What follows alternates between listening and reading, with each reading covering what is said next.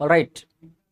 Good afternoon, everybody. I hope you're doing very well. आपका बहुत बहुत स्वागत है. This is Complete English Course and we are at this lecture 65.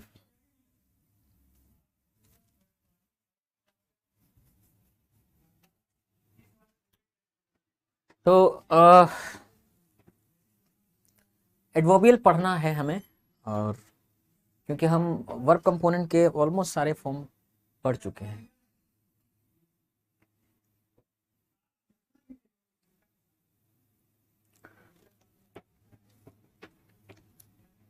Subject component में भी almost सब कुछ पढ़ चुके हैं ना.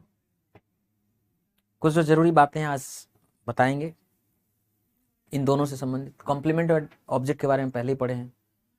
लास्ट चीज जो बचती है वो एडवर्बियल है, और एडवर्बियल जब पढ़ेंगे तो उसमें हम लोग प्रपोजिशंस के बारे में भी पढ़ेंगे.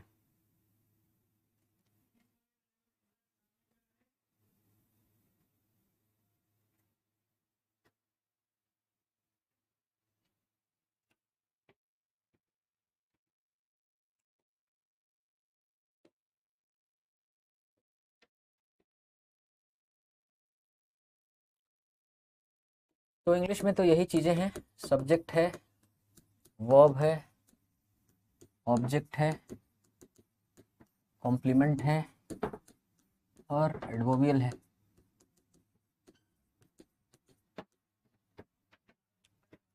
इसके 120 फॉर्म्स हैं.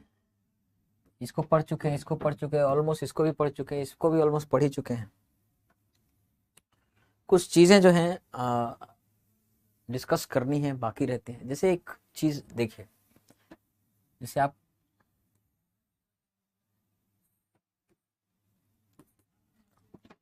ये है फ्यूचर की तरफ जा रहा है, ये पास्ट, अभी हम यहाँ हैं नाउ.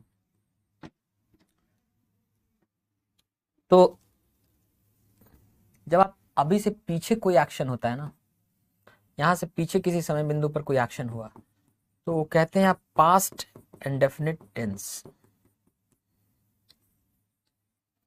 कितने दिन पीछे हुआ? 3 महीना पहले तो 3 months अगो.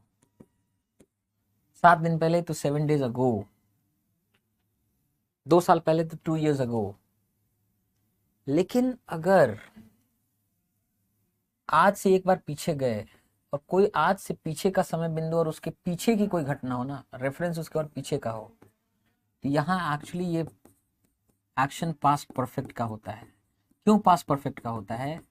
क्योंकि पास्ट का जो समय बिंदु है, आज से पीछे का जो समय बिंदु है पास्ट का, कोई भी उस समय बिंदु तक ये काम खत्म हो चुका है, परफेक्ट हो चुका है. तो पास्ट टाइम में वहां पे जाने पर आप देखें कि काम खत्म हो गया था, क्योंकि इस समय बिंदु के पहले ये निपट चुका था.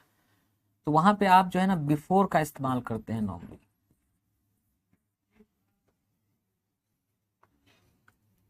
क्यों बिफोर करते हैं? बिफोर का मतलब था के पहले. तो वो जो समय था उस समय से 3 साल पहले. ठीक है ना. तो परफेक्ट टेंस के साथ बिफोर लगता है, इंडेफिनिट टेंसेस के साथ अगो लगता है. एक बात तो ये है. दूसरा, एक सेंटेंस में अगर 2 एक्शन हो और दोनों पास्ट में हुआ, तो ध्यान ये देना है कि कौन सा एक्शन है जो अभी से नजदीक हुआ है. तो अभी से ज्यादा नजदीक है, रिसेंट एक्शन है, तो पास्ट इंडेफिनिट टेंस में. और उससे भी पहले वाला जो एक्शन है वो पास्ट परफेक्ट में होना चाहिए. जैसे कि एग्जांपल लेते हैं कि मेरे स्टेशन पहुंचने के पहले ट्रेन निकल चुकी थी.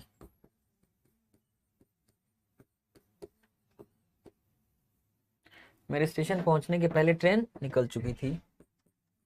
Train had departed. हमने क्यों परफेक्ट कहा?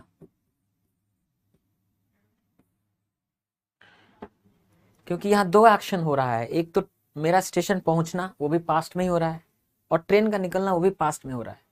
तो नजदीक की घटना कौन सी है? तो मैं स्टेशन पे पहुंचा हूं, यह भी नजदीक की घटना है, वो पास्ट इंडेफिनिट में होगा. और उसके और पहले वाली घटना है ट्रेन का निकल चुका होना, वो पास्ट परफेक्ट में होगा. तो the train had departed before I reached the station.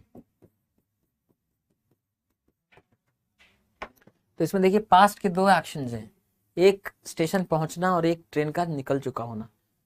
दोनों पास्ट में है, लेकिन जो रिसेंट घटना है पहुंचना वो पास्ट डेफिनेट, और उसके और पहले वाली घटना वो पास्ट परफेक्ट। ठीक है, तो ऐसा इससे क्या होता है, टेम्पोरल गैप जो है, टाइम गैप जो है वो स्पष्ट हो जा रहा है कि दोनों एक्शन पास्ट में हुआ है लेकिन आगे पीछे हुआ है ना, एक अभी कुछ दिन पहले हुआ और एक और उसके पहले हुआ। तो जो टेम्पोरल गैप है दोनों एक्शन के बीच वो स्पष्ट हो जाता है जब एक को आप पास्ट डेफिनेट में लिखते हैं, एक पास्ट परफेक्ट में लिखते हैं, कि नहीं। कई बार क्या होता है कि दोनों एक्शन साथ में होते हैं, है ना, जैसे कि जब मैं पहुंचा तो वह टीवी देख रहा था।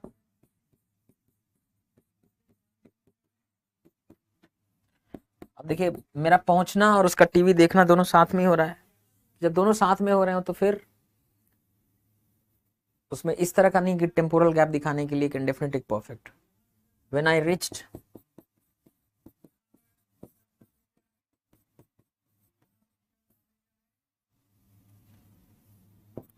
ही was watching TV, he was watching TV, वह टीवी देख रहा था।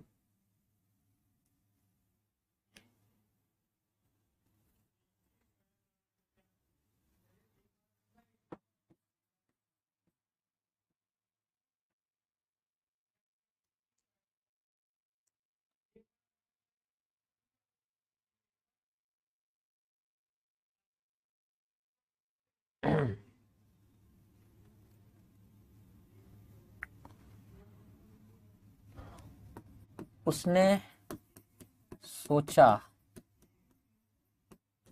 कि मैं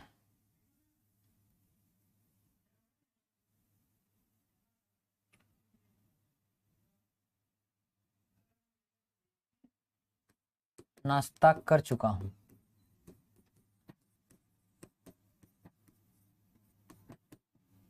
देखिए सोचा पास्ट की घटना है, पास्ट डेफिनिट टेंस, और सोचने के पहले मैं नाश्ता कर चुका हूं,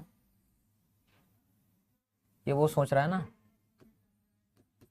ये और पास्ट परफेक्ट हो जाएगा और पीछे की घटना हो गई।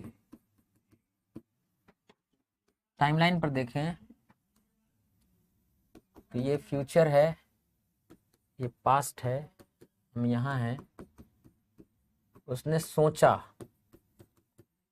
और पहले कि मैं नाश्ता कर चुका हूं, नाश्ता कर चुका हूं। तो ये पास्ट डेफिनिट टेंस होता है ना, जो रिसेंट एक्शन होता है,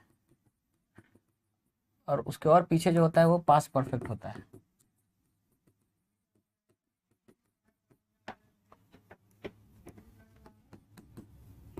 तो ही थॉट, उसने सोचा, पास्ट डेफिनिट दैट कि I had eaten, I had had breakfast.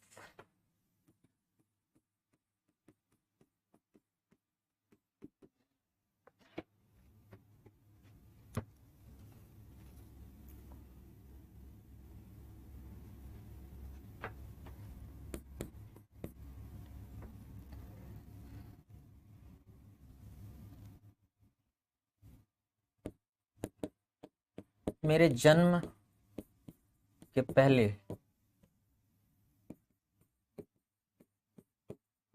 यह घर बन गया था।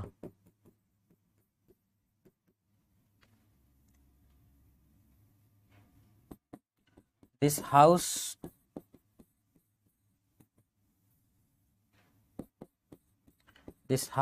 had been constructed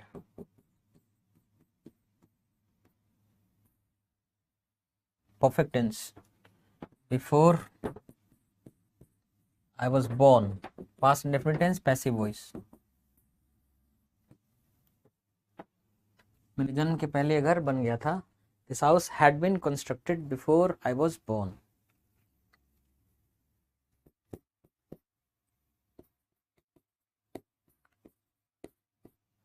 माया के विवाह के पहले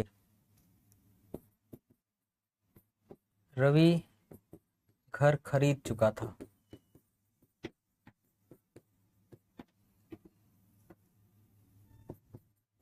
रवि हैड bought home या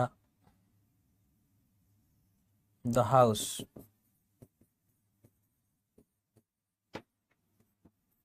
before Maya got married।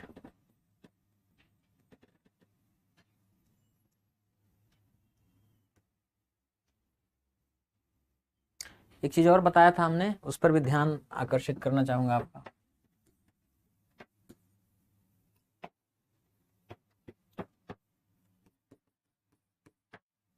ये पास्ट है, ये फ्यूचर है। जब आप ये कह रहे हैं कि वह कह रहा है, वह कह रहा है, तो वह कह रहा है तो मतलब आप यहां पहुंच गए ना नाउ, कि मैं जाऊंगा, तो यहां से जाऊंगा तो विल गो, कर सकता हूं तो कैन डू। समझ ना? मे हैपन हो सकता है। लेकिन जब आप कहते हैं कि वह कह रहा था, वह कहा कि, जैसे ही वह कहा कि तो आप पीछे पहुंच गए ना। अब वहां से जो है मैं जाऊंगा तो विल गो नहीं, वुड गो होगा, पास में आगे, पास से आगे जाने के लिए। कर सकता हूं तो कैन डू नहीं, कुड डू। मे हैपन हो सकता है, ये नहीं होगा, माइट हैपन।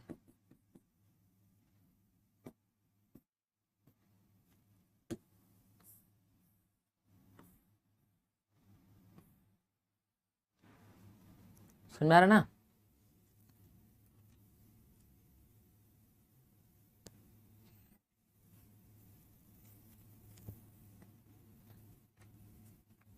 अब डायरेक्ट इनडायरेक्ट स्पीच में,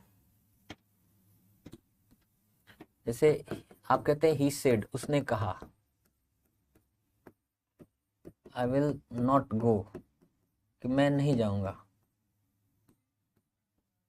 जब उसको इनडायरेक्ट स्पीच में करते हैं तो ही सेड दैट, उसने कहा कि वो नहीं जाएगा, तो ही विल नॉट गो। ये नहीं कह सकते, आपको बोलना पड़ेगा he would not go.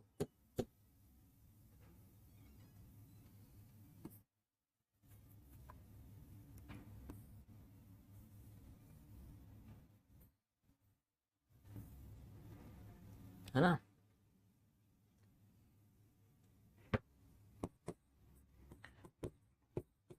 Maya says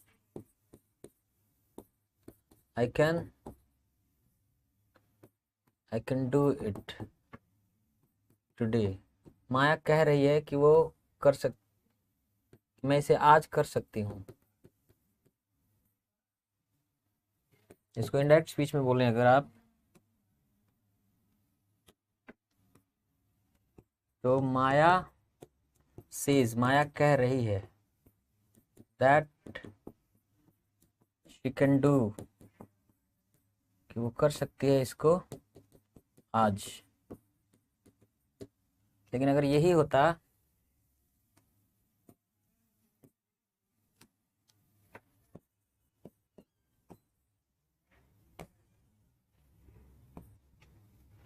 Maya said, Maya ने कहा,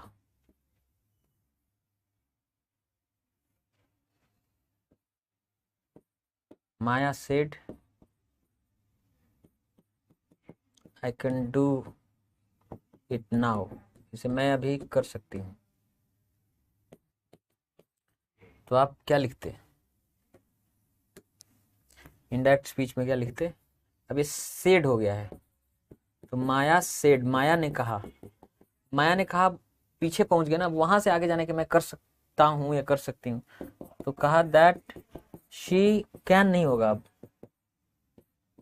that she could do it, वो कर सकती थी उसको देन, तब जब तो मैं ये जो सिखा रहा हूँ ना, कि जब एक बार आप पास्ट में गए, वहां से क्यों कहा या कह रहा था जाऊंगा तो विल गो नहीं वुड गो, कर सकता हूँ तो कैन डू नहीं कुड डू करना पड़ेगा। तो जब इनडायरेक्ट स्पीच में आप उसको ट्रांसफॉर्म करते हैं तो यहाँ इस चीज की जरूरत पड़ती है, इस चीज को समझने की जरूरत पड़ती है। ठीक है,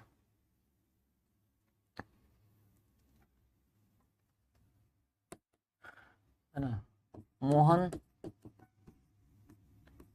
said to her, मोहन ने उसे कहा कि I met this girl 3 months ago।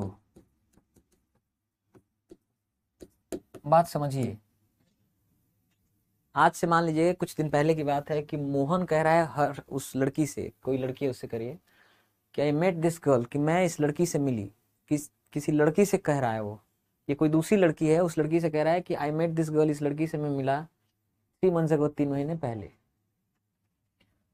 ज्यादा स्पष्ट होगा अगर आप यहाँ पे माया कह दें, मोहन सेड टू माया, मोहन ने माया से कहा कि आई मेट दिस गर्ल, कि मैं इस लड़की से मिला, कोई लड़की होगी उसके बारे में बता रहा है, 3 months ago, 3 महीने पहले। तो जब आप इसको ट्रांसफॉर्म करेंगे तो क्या बोलेंगे कि मोहन टोल्ड, मोहन ने बताया माया को दैट की ही, वह जो मोहन है, हैड मेट, मिल चुका था, क्योंकि इसने कहा लेकिन कहने के पहले मिलने का काम हो गया था। दो काम पास्ट में अगर हो रहा है, आगे पीछे टेम्पोरल गैप दिखाने के लिए पास्ट इंडेफिनिट एक पास्ट परफेक्ट, तो दैट ही हैड मेट, वो मिल चुका था उस लड़की से 3 months। अब देखो बिफोर लिखना पड़ेगा, परफेक्ट टेंस है ना, तो अगो क्या है, बिफोर में बदल गया।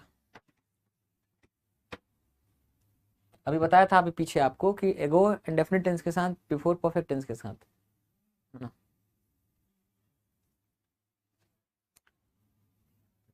जैसे तो इन बातों का ध्यान रखना है आपको।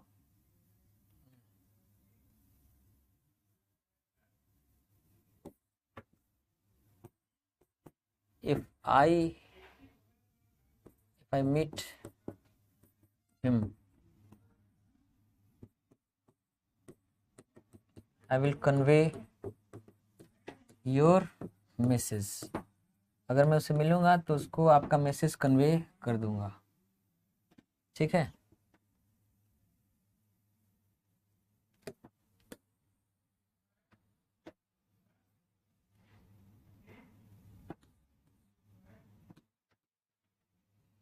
if I meet him I'll convey your message,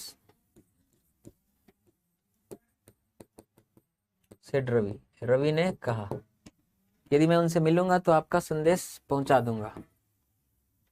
तो रवि सेड दैट, रवि ने कहा कि इफ, यदि ही मेट, वो मिलता, हिम, उससे, तो ही वुड कन्वे, तो वो कन्वे कर देता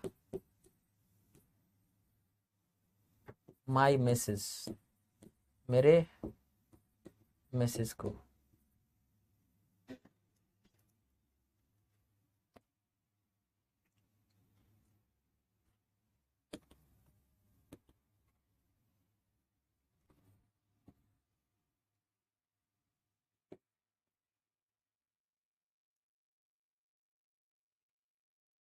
ठीक है,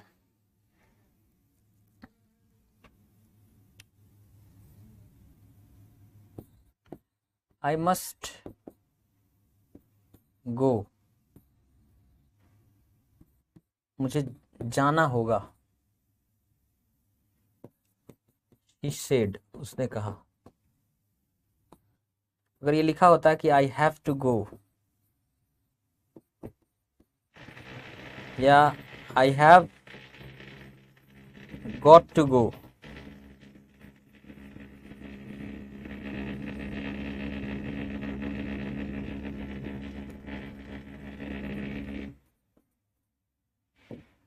शी सेड, बात एक ही है, तीनों का अर्थ ये है कि मुझे जाना होगा। तो शी सेड दैट, उसने कहा कि शी हैड टू गो, उसको जाना था, या she had got to go, उसको जाना था। तो अगर मस्ट गो लिखा है तो she had to go, she had got to go.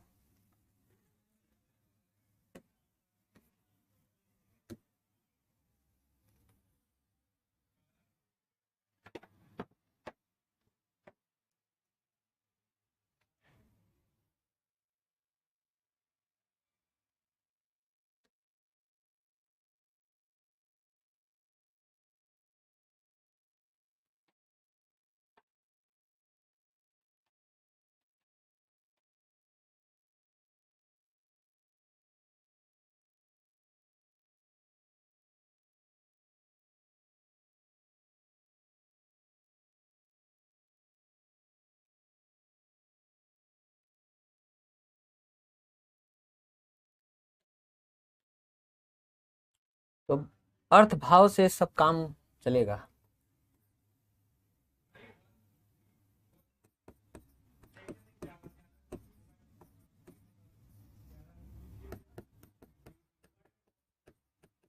Teacher said, teacher ने कहा बॉयज डोंट गो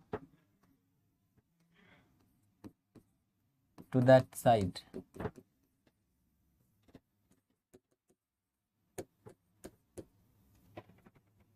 अब ऑप्शन में दिया रहेगा कि द टीचर सेड, टीचर ने कहा दैट बॉयज डिडंट गो, कि लड़के नहीं जाते थे, टू दैट साइड, उस साइड की तरफ। अब बहुत लोगों को क्या लगेगा, इसको लेकर वो कंफ्यूज रहेंगे, इसको लेकर कंफ्यूज, उनको लगेगा ये प्रेजेंट इंडेफिनिट टेंस है, पर ये प्रेजेंट इंडेफिनिट टेंस नहीं है, क्योंकि एक्चुअली बॉयज जो है ना, बॉयज ये एड्रेस है, संबोधन है। फिर आगे इंपेरेटिव सेंटेंस कहा जा रहा है don't go to that side, उस साइड मत जाओ। ये नहीं है कि boys don't go to that side, कि बॉयज नहीं जाते उस तरफ, इसका अर्थ ये नहीं है। कॉमा लगाया है, बॉयज लड़कों don't go to that side, उस साइड मत जाओ, इसका ये अलग अर्थ है इंपेरेटिव सेंटेंस। तो ये होना चाहिए कि द टीचर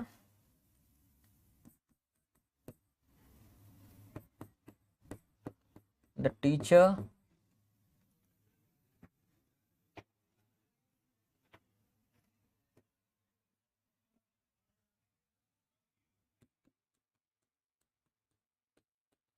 the teacher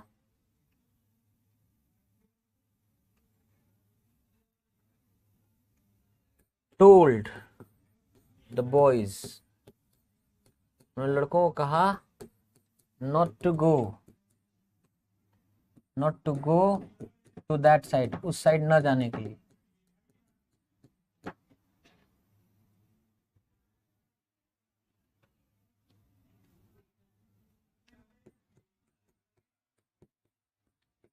या द टीचर forbade, टीचर ने मना किया द बॉयज, लड़कों को, टू गो जाने से, या फ्रॉम गोइंग जाने से, टू दैट साइड उस साइड जाने से मना किया।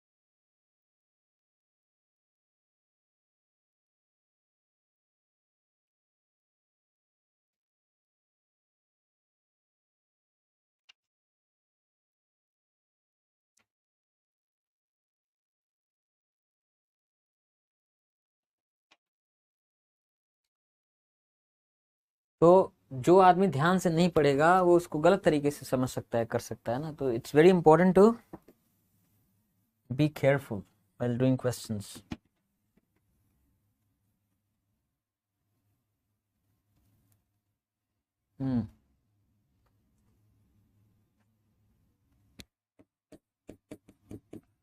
Why don't you see a doctor? क्यों नहीं डॉक्टर से मिल लेते हो? अब इंटेरोगेटिव सेंटेंस नहीं है ये, एक्चुअली कंस्ट्रक्शन से, रचना के हिसाब से देखकर लग रहा है एक इंटेरोगेटिव सेंटेंस है, क्वेश्चन है, पर क्वेश्चन नहीं, सलाह है। Why don't you see a doctor, मतलब एक डॉक्टर से कहा नहीं मिल लेते हो, मतलब मिल लो, एक्चुअली ये सजेशन है ना। सेड माय सिस्टर, मेरे सिस्टर ने कहा, तो my sister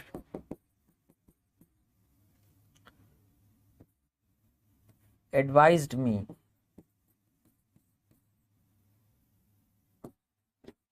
to see a doctor, उसने मुझे डॉक्टर से मिलने का सुझाव दिया। ये my sister suggested, my sister suggested to me, उसने मुझे सुझाव दिया that I see या I should see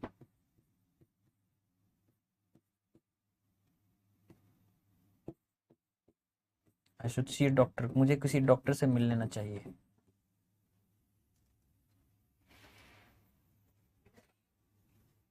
तो जब तक अर्थ नहीं समझ में आएगा क्या है, इसको देख करके तो आपको लगेगा कि सवाल है, ये क्वेश्चन है, but no it's not,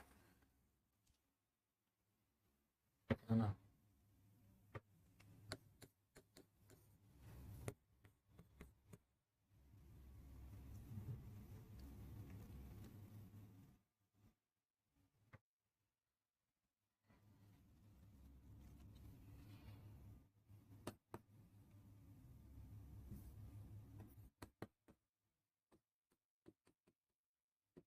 He said, who doesn't know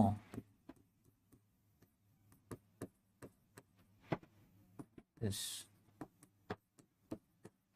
ध्यान से देखिए,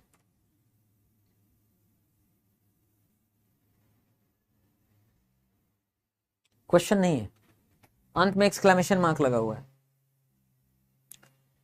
तो उसने कहा हु डजंट नो दिस, किसको नहीं मालूम ये, मतलब ये कहना चाहिए सबको तो मालूम है, ये कौन सी नई बात है, सबको मालूम है, कौन नहीं जानता इस चीज को। तो जो अर्थ समझेगा, जो ध्यान देगा वही करेगा ना।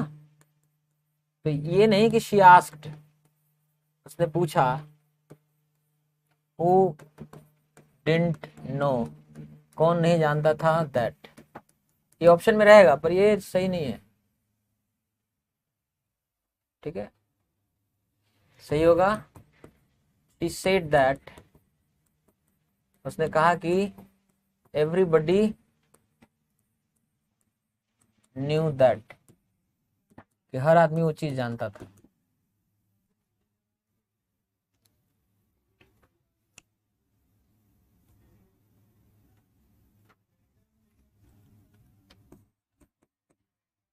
she exclaimed भी बोल सकते हैं, एक्सक्लेम मतलब भावपूर्वक बोलना, सामान्य तरीके से नहीं, भाव विभोर होके बोलना, स्ट्रॉन्ग फीलिंग के साथ बोलना, है ना।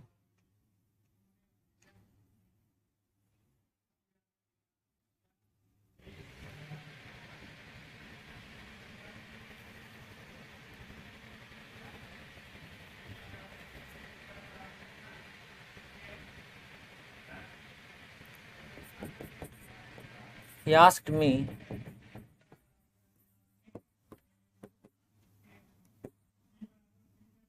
अच्छा एक गलती लोग क्या करते हैं, उस पर ध्यान दिलाना जरूरी है। एक गलती ये है,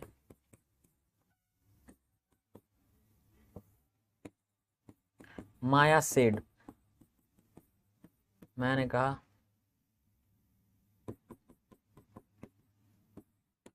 Why do you think so, आप ऐसा क्यों सोचते हैं। तो एक टेंडेंसी होती है कि इसको जब आप ट्रांसफॉर्म करते हैं इनडायरेक्ट स्पीच में, तो माया आस्क्ड मी, माया ने मुझसे पूछा, वाई डिड आई थिंक, मैं क्यों सोचता था ऐसा। ये सवाल नहीं है, ये गड़बड़ है। ये यहाँ पे इन्वर्जन नहीं चलेगा, कोई क्वेश्चन नहीं है।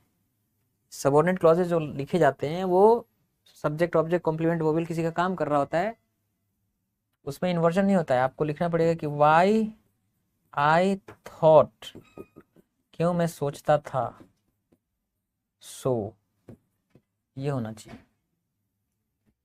माया ask me why I thought so, कि मैं क्यों ऐसा सोचता था। ठीक है,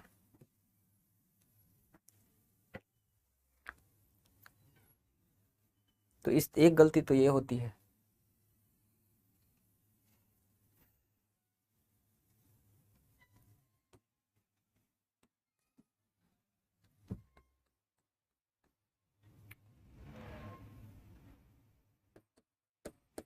माया आस्क्ड, माया ने पूछा। माया आस्क्ड मी, माया ने मुझसे पूछा, वेयर आई हैड बीन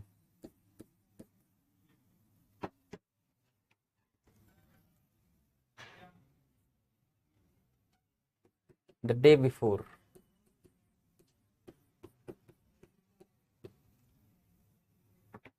कि मैं कहाँ था। ये इनडायरेक्ट स्पीच है।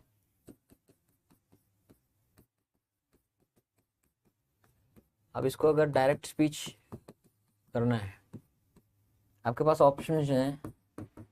माया asked,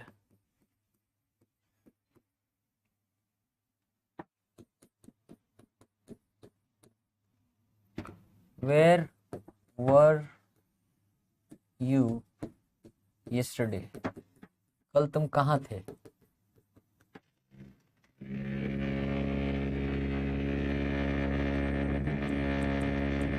Maya said, Maya said to me, Maya ने मुझसे कहा, वेयर हैव यू बीन,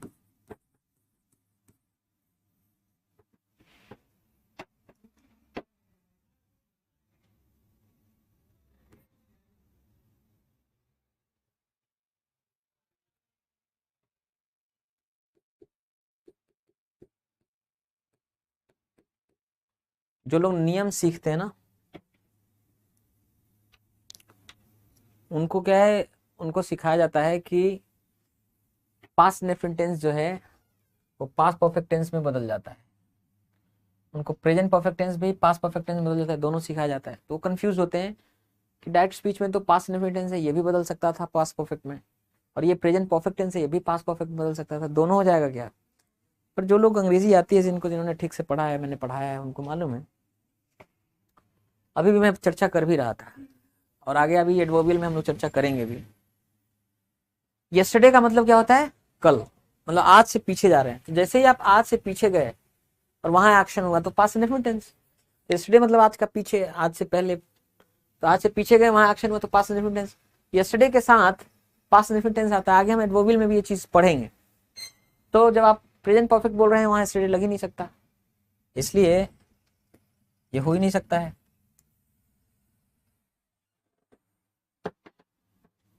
ठीक है ना। तो Maya asked where were you yesterday, that would be the right answer.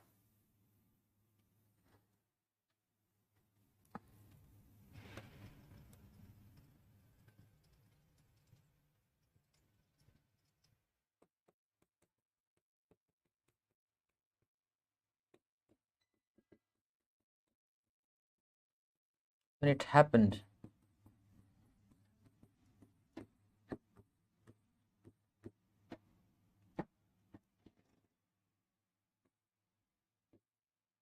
I was young, जब ये हुआ तो मैं कम उम्र का था। यंग मतलब कम उम्र का।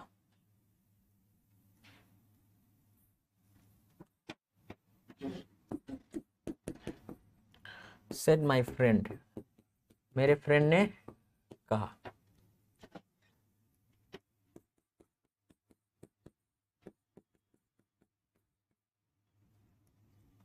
तो my friend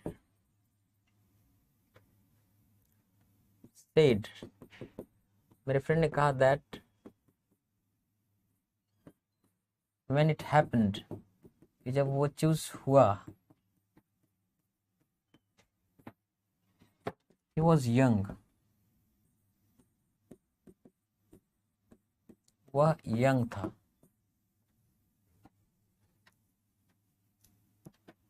when it had happened, कि जब वो चीज हुआ था तो he was young। अब देखिए ये तो पास्ट इंडेफिनिट टेंस है, ये भी पास्ट इंडेफिनिट टेंस है। नॉर्मली आपको रूल पढ़ाया जाता है कि पास्ट इंडेफिनिट टेंस को पास्ट परफेक्ट में बदल दो, पर जरूरी थोड़ी है।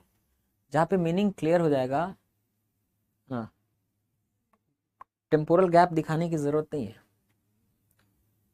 क्योंकि यहाँ जब कही रहेगी जब ये हुआ तो मैं यंग था, बी क्रिया के साथ सतर्क रहना है। बी क्रिया के साथ, बी मतलब होना होता है ना, इज, एम, आर, वॉज, वर, इसके साथ आपको सतर्क रहना है। नॉर्मली इनका टेंस चेंज करने की जरूरत नहीं पड़ती है, स्पेशली खास तौर से अगर कोई एडवर्ब क्लॉज हो, जैसे व्हेन इट हैपेंड, जब ये हुआ, आई वाज यंग, जब ऑलरेडी वो टाइम फ्रेम दे रहा हो, आपको टाइम के बारे में आइडिया दे रहा हो, टाइम इंडिकेशन का काम कर रहा हो, तो वहां पे ध्यान देने की जरूरत होती है। तो जिसको इंग्लिश पढ़ने समझ में आ गया वो ट्रांसफॉर्मेशन करते हुए देखेगा कि ओरिजिनल बात जो कही गई है वही मीनिंग होना चाहिए, चेंज नहीं होना चाहिए मीनिंग, और नीचे का सेंटेंस भी करेक्ट होना चाहिए। तो ट्रांसफॉर्मेशन में ये दो बातें ध्यान देनी है कि ओरिजिनल सेंटेंस का मीनिंग चेंज ना हो और दूसरा सेंटेंस करेक्ट हो ग्रामेटिकली। यही वाला अर्थ यहाँ मिलना चाहिए। तो मिल रहा है वो अर्थ कि मेरे दोस्त ने कहा कि जब ये चीज हुआ तो वो यंग था, कम उम्र का था। ग्रामेटिकली करेक्ट सेंटेंस है, सेंस भी, अर्थ भी, मीनिंग भी वही मिल रहा है। करत करत अभ्यास के जड़ में तिहोत सुजान, प्रैक्टिस करना है। एक्टिव पैसिव नरेशन लगा जाइए, एक्टिव पैसिव नरेशन लगा जाइए, 1000, 1500, 2000 क्वेश्चन लगा लीजिए 2-3 दिन में, 4 दिन में, ठीक है। लगातार लगाइए एक्टिव पैसिव नरेशन के क्वेश्चंस। जो ना आते हो टेलीग्राम ग्रुप में भेज दीजिए। आप रोज मैं नंबर दे के रखता हूँ, इसीलिए कि आप इस पे मैसेज कर सकते हैं, है ना। आप इस नंबर पे अपना क्वेश्चन, अपना डाउट मैसेज कर सकते हैं। Can send your doubts here. अगर आप ग्रुप में नहीं भेजेंगे तो हर स्लाइड में नंबर होता है।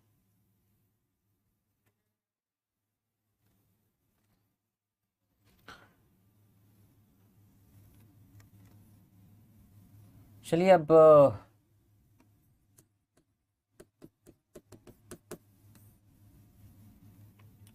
सब्जेक्ट के रूप में कौन कौन काम करता है? Noun, pronoun, noun phrase, noun clause, infinitive, gerund,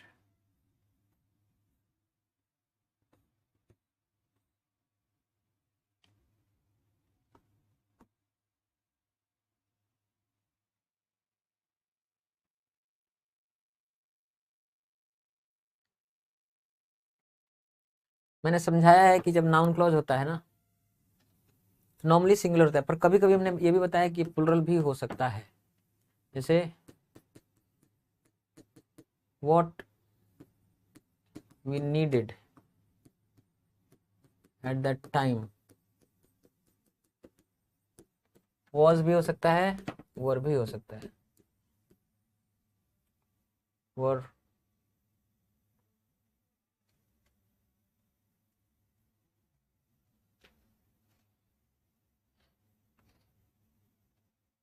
three buildings,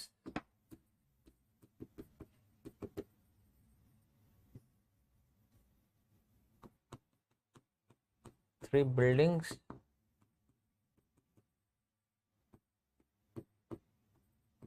and a couple of people. What we needed at that time, जो चीज जरूरी था हम लोगों को उस समय, was भी, वर भी, वर, three buildings and a couple of people।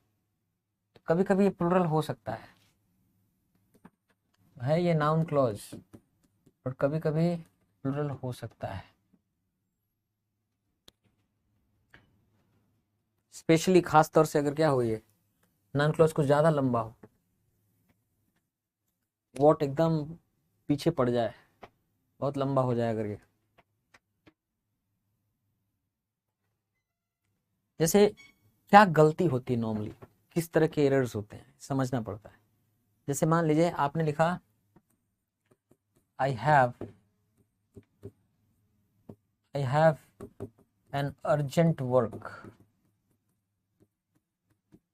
To do, मुझे एक अर्जेंट वर्क करना है। तो ऐसा देखने से लगता है कि एकदम सही है, सब कुछ ठीक है, पर आपको मालूम है कि वर्क क्या है, अनकाउंटेबल नाउन है। अनकाउंटेबल नाउन के साथ एन लगेगा? नहीं लगेगा। I have urgent work to do,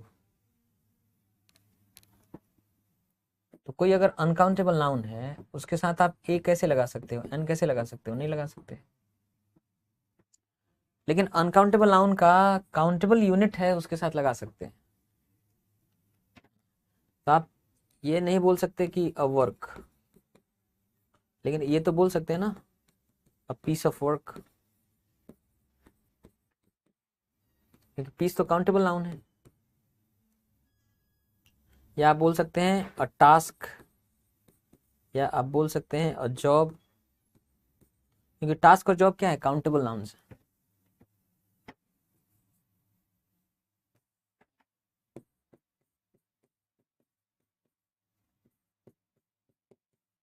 ये काउंटेबल नाउन है।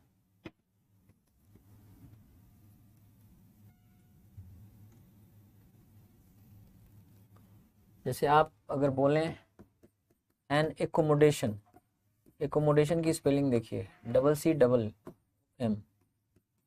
एन एकोमोडेशन, रहने का एक जगह।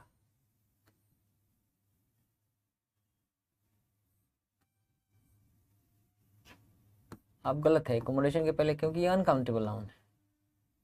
आप बोल सकते हैं, है ना, कि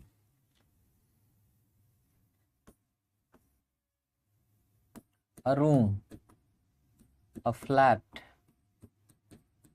अ हाउस,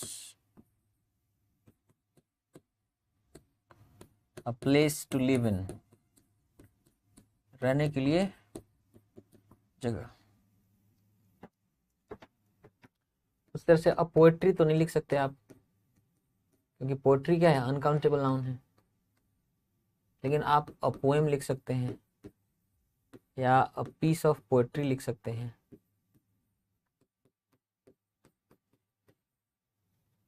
काउंटेबल यूनिट के साथ आप लिख सकते हैं।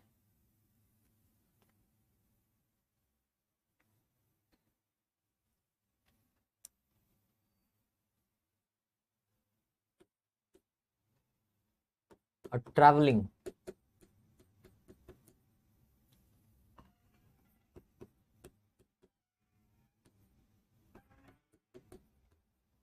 ट्रैवलिंग भी क्या है, अनकाउंटेबल नाउन है, इसके साथ भी आप नहीं लगा सकते। लेकिन अ जर्नी, अ ट्रिप लगा सकते हैं।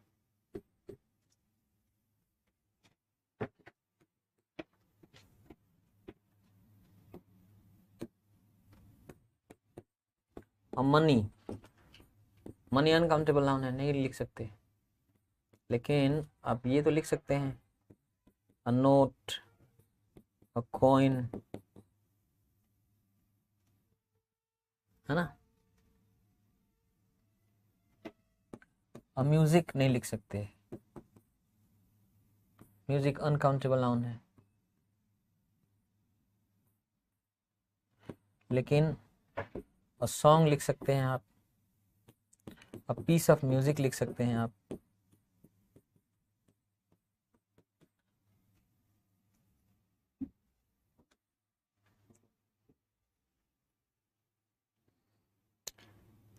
अब क्या है कि जो अलग अलग काउंटेबल नाउन्स हैं, उनके अलग अलग अनकाउंटेबल नाउन्स हैं, उनके काउंटेबल यूनिट्स का नाम होता है ना।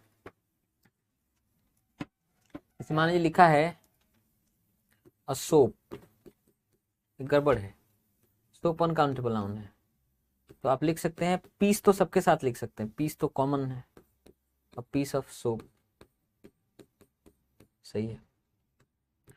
और रॉड ऑफ सोप, अब साबुन का रॉड तो होता नहीं है, गड़बड़ है। अब बार ऑफ सोप हो सकता है। तो काउंटेबल यूनिट्स का नाम क्या है अलग अलग चीजों का, ये मालूम होना चाहिए।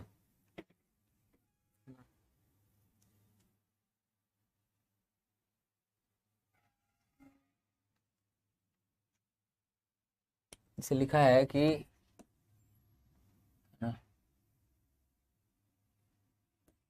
अ बार ऑफ चॉक, बार नहीं होता है, stick, a stick of chalk,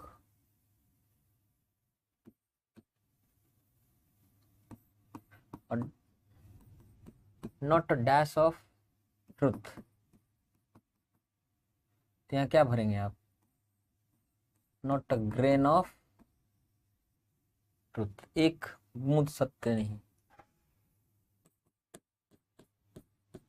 not a dash of food, not a bite, not a bite of food, एक बूंद भी खाना नहीं। तो ये अनकाउंटेबल नाउन है, ये अनकाउंटेबल नाउन है ना।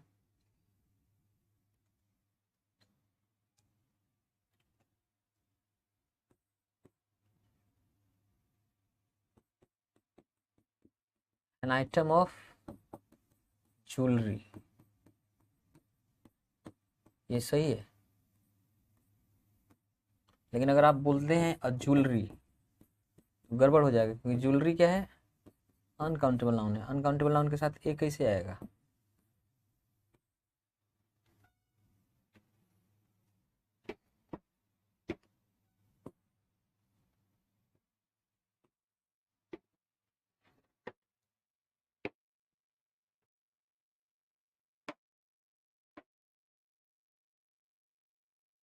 तो आपको एक लिस्ट देंगे कि कोई अनकाउंटेबल नाउन है, उसका काउंटेबल यूनिट,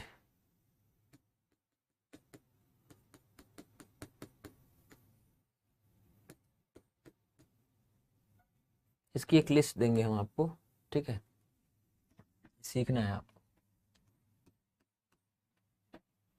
अच्छा, एक और प्रॉब्लम होता है कि जैसे सीजर्स तो नहीं बोल सकते, क्योंकि सीजर्स मतलब कैंची, हमेशा ये प्लुरल वर्ड है, प्लुरल मतलब एक से अधिक, उसके साथ एक कैसे लगाओगे, नहीं लगा पाओगे। तो इसके लिए ना जो जोड़े से बनी चीजें हैं हमेशा पेयर लगाते हैं, पेयर ऑफ सीजर्स, एक कैंची।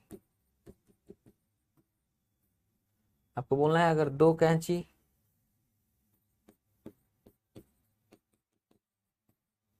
तो आपको बोलना पड़ेगा two pairs of scissors, two pairs of scissors, दो कैंची।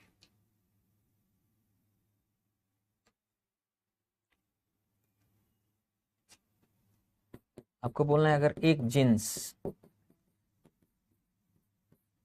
तो अ जींस, अभी गड़बड़ है, इसलिए गड़बड़ है क्योंकि जींस तो है प्लुरल नाउन, उसके साथ एक कैसे आएगा। तो आप बोलेंगे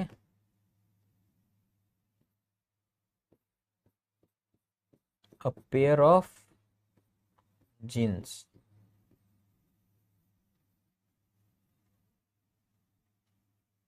आपको बोलना हो 5 जीन्स,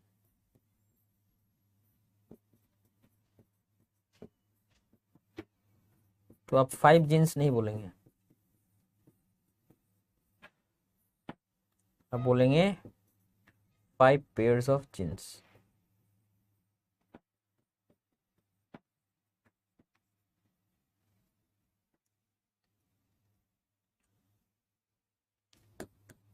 एक और चीज है, जैसे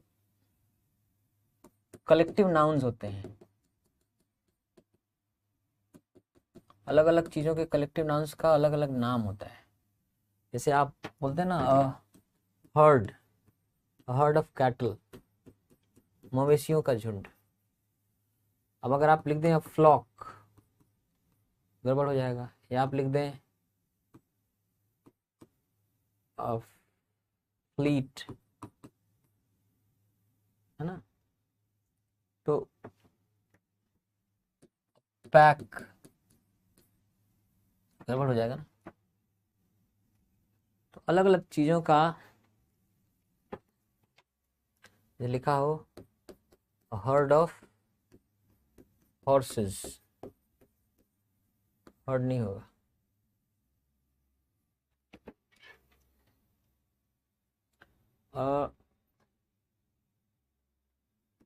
टीम ऑफ हॉर्सेस,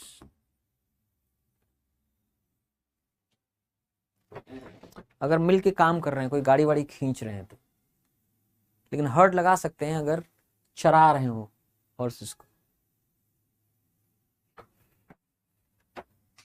इसको ज्यादा बेहतर होगा अगर हम ऐसे लिखें कि हर्ड ऑफ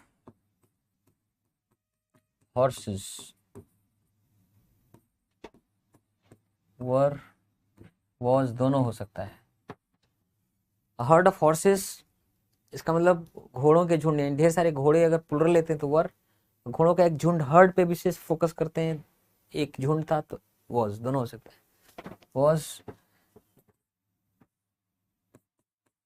या वर पुलिंग द कैरेज, वो कोच को, कैरेज को, गाड़ी को खींच रहे थे।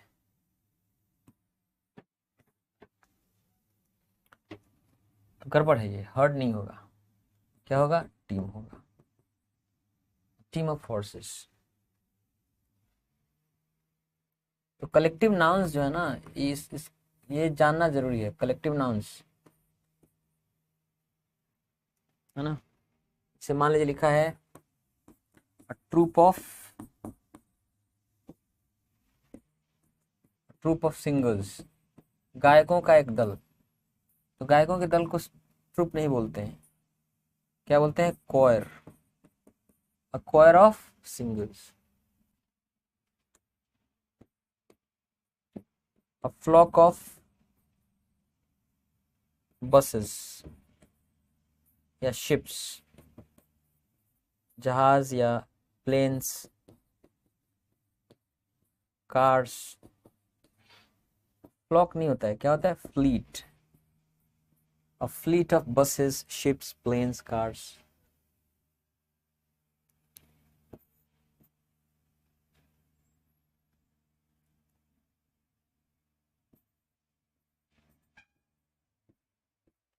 A bevy of friends,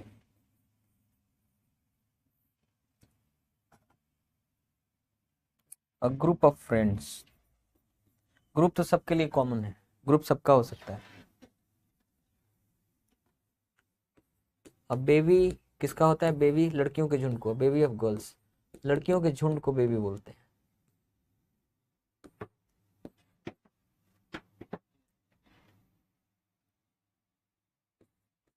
जंगली कुत्तों का कलेक्टिव नाउन का नाम क्या है, pack, pack of hounds, dash of Lions, pride, pride of Lions, और पार्लियामेंट, पार्लियामेंट ऑफ आउल्स,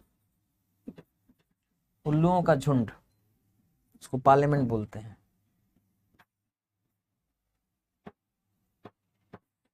और डैश ऑफ हिप्पोपोटेमाई,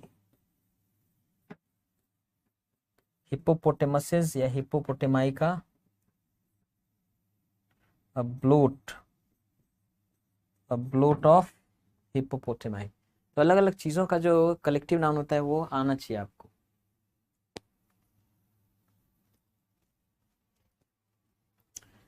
इसकी भी लिस्ट में आपको दूंगा। और क्या, एक जैसे एज, डैश, एज, तो यहाँ पे एक कोई एडजेक्टिव है, गुण बताता है, और इसकी उपमा के लिए यहाँ कोई नाउन आता है।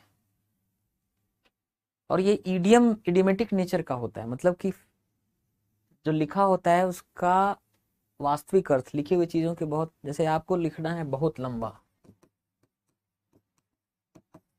आप लिखते हैं as tall as a giraffe.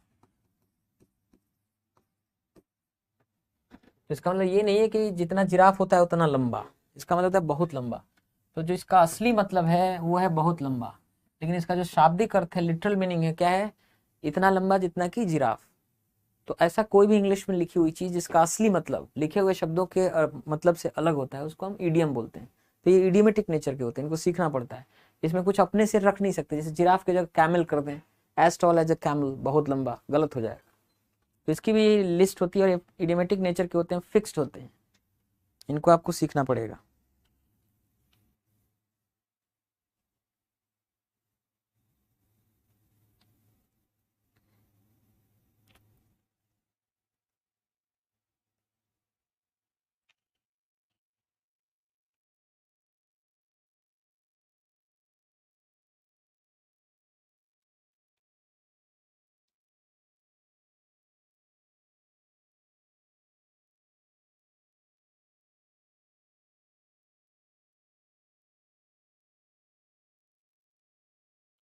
जैसे आपको बोलना कि बहुत पुराना, तो एज ओल्ड एज हिल्स, बहुत कठोर या ठोस, तो as hard as nails, as hard as nails.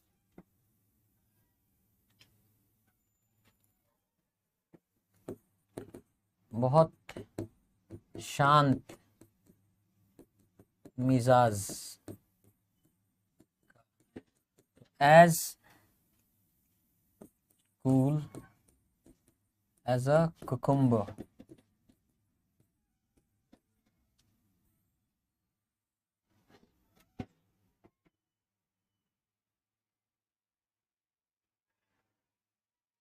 तो ये फिक्स नेचर का होता है, इसकी भी लिस्ट हम आपको देंगे, इसको भी आपको सीखना पड़ेगा।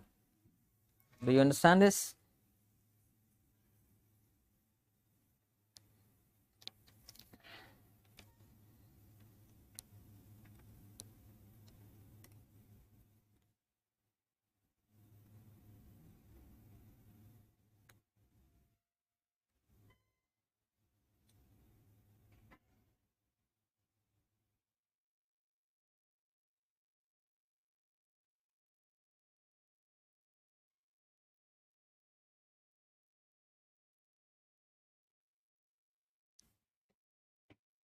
एक और चीज, बाइनोमियल सिंगुलर्स होते हैं,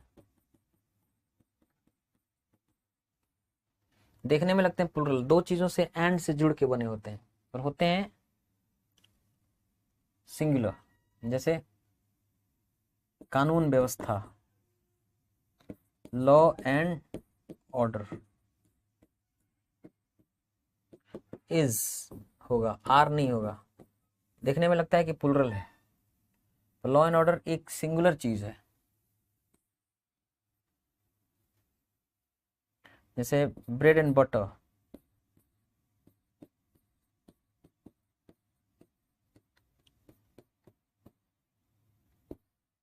ये भी इज होगा, ये भी आर नहीं होगा। तो बाइनोमियल सिंगुलर की एक लिस्ट है, ये भी हम आपको देंगे, ये भी सीखना है। क्या बताइए कि मोर देन वन बुक होगा कि बुक्स होगा, इज होगा कि आर होगा?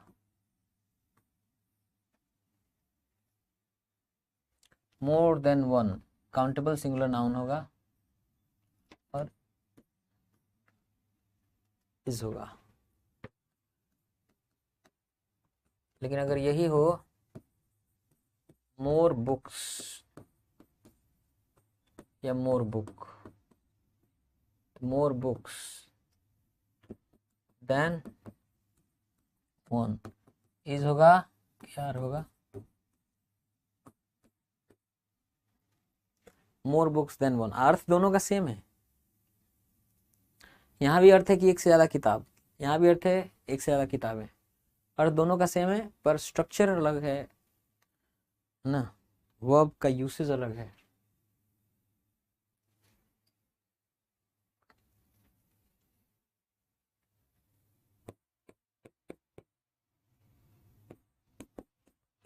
वन ऑफ द बॉयज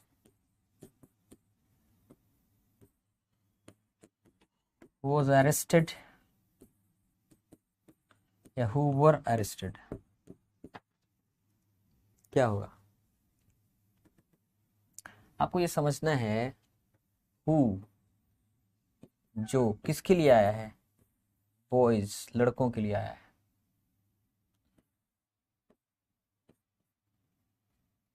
तो बॉयज प्लुरल है, प्लुरल के लिए आया ना हु, तो हु अगर सब्जेक्ट है प्लुरल हो गया, इसके साथ आप वॉज नहीं लगाएंगे, क्या लगाएंगे? वर लगा देंगे, है ना। One of the boys who were arrested, लड़के जो अरेस्ट किए गए, गिरफ्तार किए गए, उन लड़कों में से एक। अब यहाँ आर लगाएंगे कि इज लगाएंगे?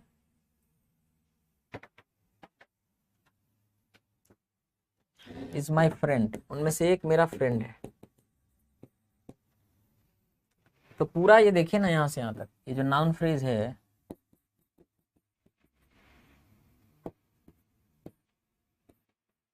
इसमें मेन वर्ड क्या है? वन, एक। जो लड़के अरेस्ट किए गए उनमें से एक, तो एक है तो क्या होगा? इज माई फ्रेंड, मेरा फ्रेंड है।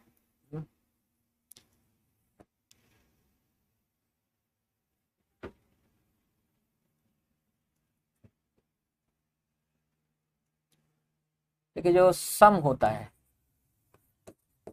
रकम कहते हैं, अमाउंट, या वेट होता है, वजन, लेंथ होता है, लंबाई, या दूरी होती है, डिस्टेंस,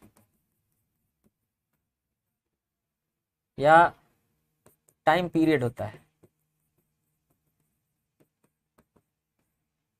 होशियार रहना है, देखने में प्लुरल लगते हैं बट एक्चुअली सिंगुलर होते हैं। जैसे आप कहते हैं कि 10,000 रुपीज इज की आर, बिग सम, मतलब बड़ा रकम होता है। इज लगाएं कि आर लगाएं? देखने में लगता है 10,000 रुपीज प्लुरल स्ट्रक्चर है, रुपीज, पर एक्चुअली ध्यान से देखिए तो 10,000 रुपीज एक द अमाउंट ऑफ, एक तरह से इसके पहले छुपा हुआ है ना, द अमाउंट ऑफ 10,000 रुपीज, 10,000 रुपए की रकम। तो एक्चुअली जब 10,000 रुपए दिख रहा है, 10,000 रुपीज, एक्चुअली ये है 10,000 रुपए की रकम, एन अमाउंट ऑफ 10,000 रुपीज। उसी तरह से आप लिखते हैं 50 किलोमीटर्स इज की आर, लॉन्ग डिस्टेंस, एक बड़ी दूरी होती है। साफ दिख रहा है कि जब आप कहते हैं 50 किलोमीटर्स, मतलब a distance of 50 kilometres, a distance of 50 kilometre, 50 kilometre की दूरी, देखने में प्लुरल स्ट्रक्चर है ना। लेकिन 50 किलोमीटर अगर अलग अलग एक एक किलोमीटर इंपॉर्टेंट है, तब 50 किलोमीटर्स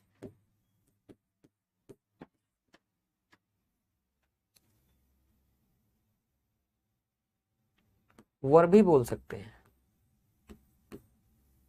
जब आप एक एक किलोमीटर को एक एक यूनिट इकाई मान रहे हैं, तो 50 अलग अलग ले रहे हैं, तो प्लुरल सेंस में कि 50 किलोमीटर्स वर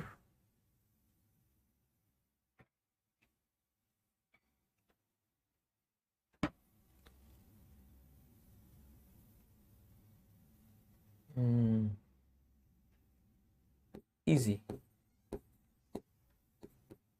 जैसे आपने फर्स्ट 50 किलोमीटर्स लिख दिया आपने,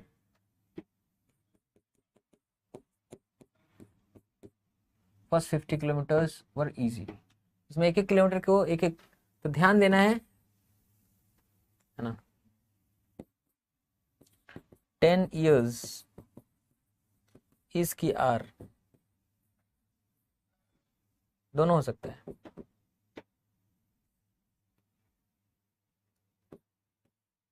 अगर ए लॉन्ग टाइम लिखेंगे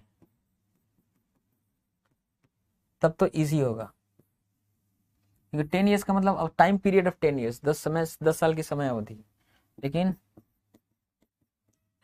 10 ईयर्स हैज पास्ट कि 10 ईयर्स हैव पास्ट, 10 साल बीत गए हैं, दोनों हो सकता है, बोथ आर करेक्ट। क्योंकि अगर 10 साल को एक साथ में लेंगे, 10 साल का पूरा एक टाइम पीरियड, तो सिंगुलर एंटिटी दिखेगा, आप 10 ईयर्स हैज पास्ट बोलेंगे। लेकिन 10 ईयर्स अगर अलग अलग एक ईयर को लेते हैं तब क्या होगा, 10 ईयर्स हैव पास्ट, तो 10 अलग अलग, हर साल अलग अलग दिखेगा, तो 10 अलग अलग ईयर्स प्लूरल सेंस देगा, ठीक है ना। तो ये चीजें हैं, इन पर ध्यान देने की जरूरत है, ठीक है।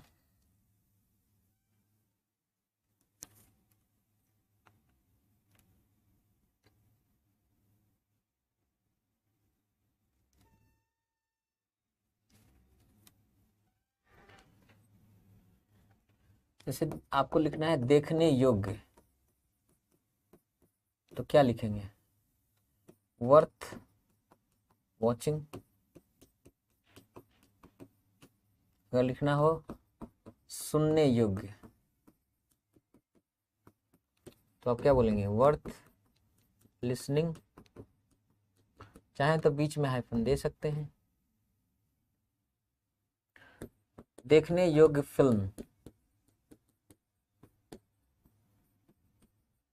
सब नाउन फ्रेजेस हैं।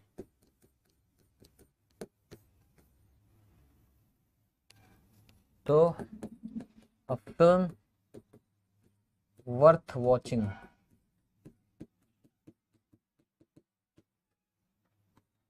ये नाउन है, वर्थ वॉचिंग एडजेक्टिव का काम कर रहा है। प्रीपोजिशन फ्रेज बोल सकते हैं, ये डिटर्मिनर है। 500 रुपए का पॉपकॉर्न, 500 रुपए। अभी ऑफलाइन बैच में ये होमवर्क दिया था। ऑफलाइन बैच में हर बैच की अलग टेलीग्राम ग्रुप होती है, उसमें उनका होमवर्क दिया जाता है ना।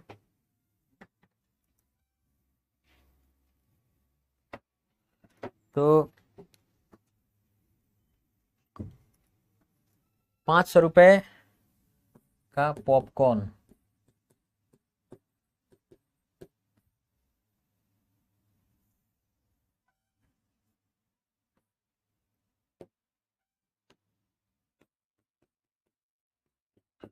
₹500 का पॉपकॉर्न।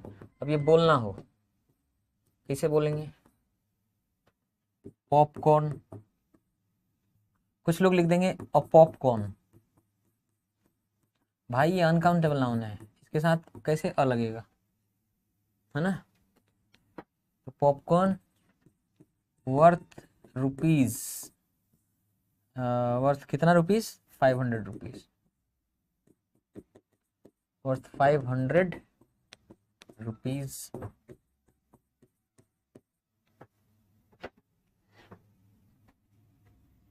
काबिल बेटा,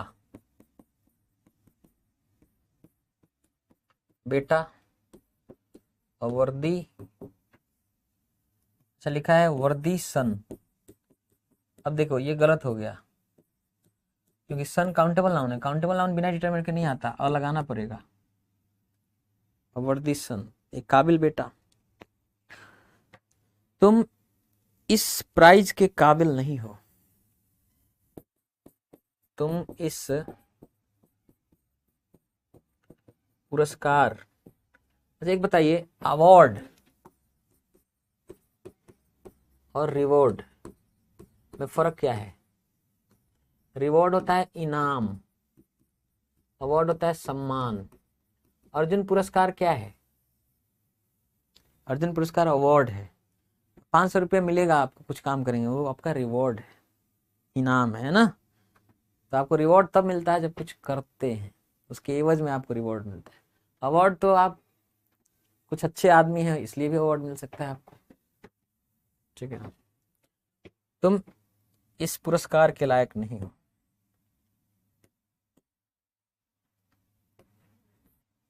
तुम इस पुरस्कार के लायक नहीं हो, तो you are not worthy, you are not worthy of, you are not worthy of this prize,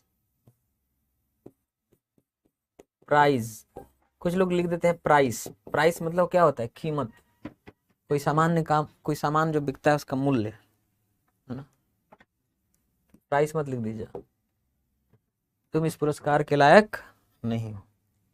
ऐसा करते हैं, ये लिस्ट जितना हम कह रहे हैं भेज दे रहे हैं आपके पास, ये होमवर्क भी आपके पास भेज दे रहे हैं, ठीक, टेलीग्राम ग्रुप में करके लिए कल, ठीक है। That's it for today, I will see you tomorrow, till then take care.